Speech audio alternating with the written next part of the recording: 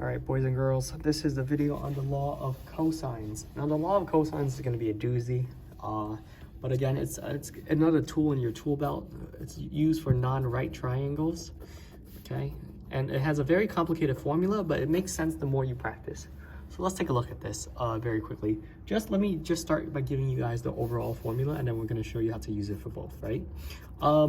It's going to be a squared is equal to b squared plus c squared minus 2bc cosine a, okay? Why? Well, let's make sense of what this formula is saying to begin with. A squared, b squared, and c, the lowercase a, b, and c are the sides. And notice whatever b squared and c squared is, we actually multiply it again by 2 on the inside, okay? And then cosine a is the angle that you are trying to solve for. So let's actually make use of this and try to substitute in this case right here. And it's actually interchangeable if, for example, right here, angle B is missing, the b squared is going to be on the outside, and this becomes cosine b as well, okay? So let's take a look at this very quickly. Right now I have here 25, right? And 25, like I said, is interchangeable, so we're going to start it off like this. And because I'm trying to solve for angle B right here, we're going to be using cosine B. Because I know that I'm solving for this angle and B is on the outside, B is got to be on the outside over here. So it's going to be 25 squared is equal to 10 squared plus 18 squared minus 2 times 10 times 18. And I'm going to say cosine B, okay? And then from here, we just begin to solve, and you expand everything out and you solve, and then you take the arc of cosine B. So let's do this really quickly. 25 squared is 625 is equal to 100 plus, and then I gotta take my calculator for this very quickly. 18 squared is 324, and this is 2 times 10 times 18 is equal to minus 360 cosine B, right? Okay, so from here, this is 625 is equal to 424 minus 360 cosine B, okay? So subtract on both sides.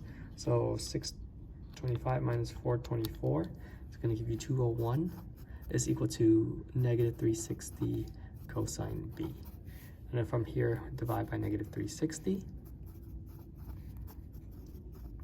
And you have here 201 divided by 360.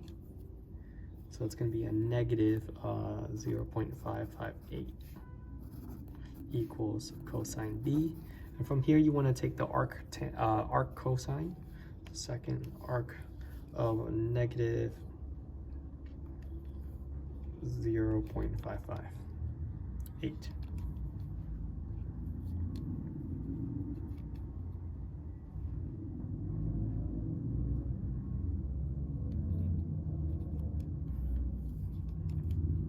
Oops, there's an error on my calculator. Let me see this. So arc cosine negative 0.558. And here, arc cosine of negative 0.558 will give us 123.9. and we round it to 124 degrees, approximately, okay? So that's how we evaluate it. It's a lot of work, but it makes sense at the end. Let's try it one more time, but this time I'm missing a side, right? And I'm given the angle. So we're gonna do the backwards process. So because this side is missing, I'm gonna say it's x squared equals, right? And then we do the same thing. 15 squared plus 19 squared equals, minus 2 times 15 times 19, and we say cosine 125 because we have that, okay?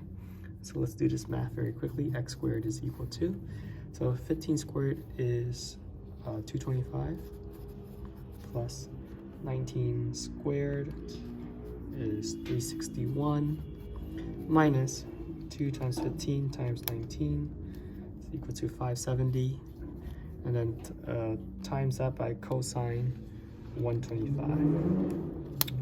So that's it's actually times cosine 125.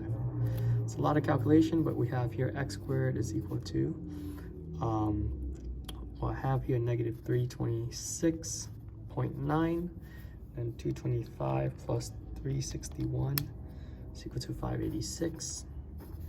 So 586 minus 326.9 is equal to 259. X squared is equal to 259.1, and the square root of that is gonna give up square root of 259.1. It's gonna give us approximately 16. So now we know the length of this thing is approximately 16.